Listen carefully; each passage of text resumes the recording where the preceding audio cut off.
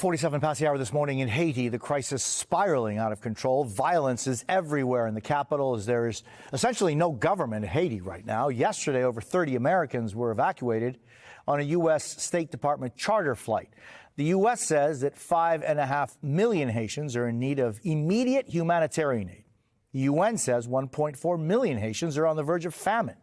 Joining us now from Haiti, Louis Henry Mars, the executive director of La Coup La Paix, a peacekeeping and peace-building organization in Haiti. Louis Henry, it's really appreciate you being on with us. What are you seeing in Haiti and in Port-au-Prince right now?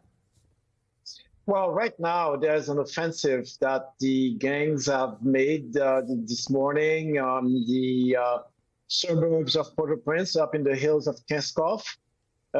They are actually encircling the city of Pétionville. There's a PNH SWAT team that has responded to their attack. And it's something that they had promised to do. And they are following up on their promise. So the gunfire is very much on the order of the day here in Pétionville and Port-au-Prince in general.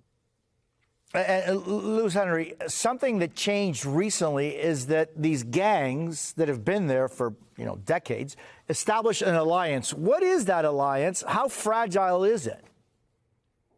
It's an alliance of all of the major gangs that have been at war with each other on and off over the years.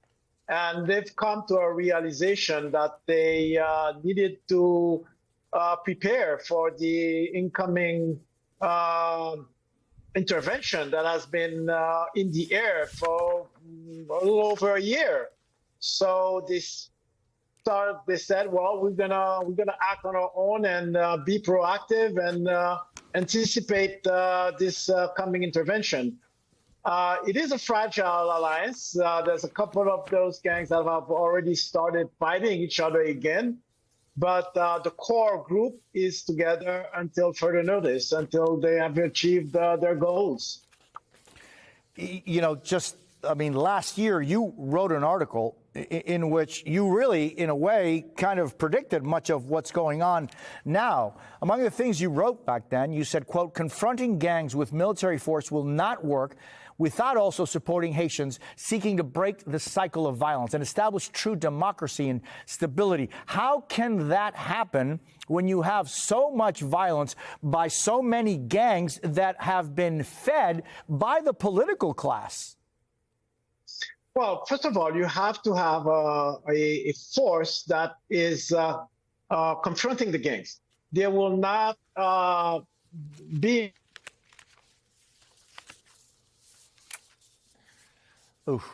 We just lost Louis Henry Mars from just the outskirts of Port-au-Prince. I want to thank him for being with us.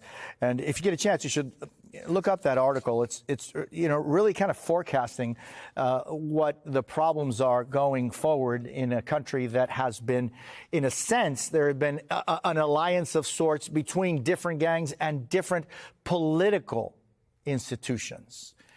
It's going to be a very difficult situation, one that is continuing to grow more dire by the minute.